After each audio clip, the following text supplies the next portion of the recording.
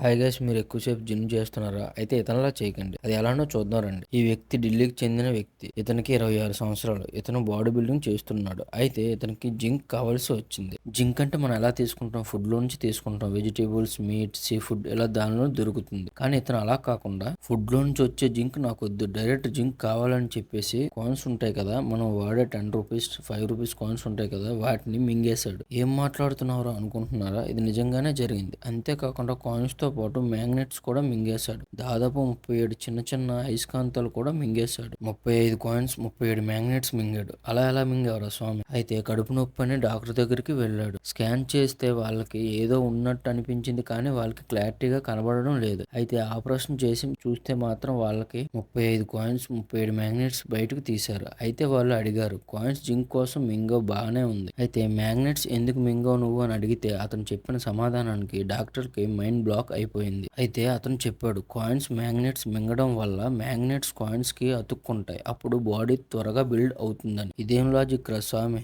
Guys, దీని గురించి మీ comments ఏంటో కామెంట్ సెక్షన్ లో కామెంట్ చేయండి.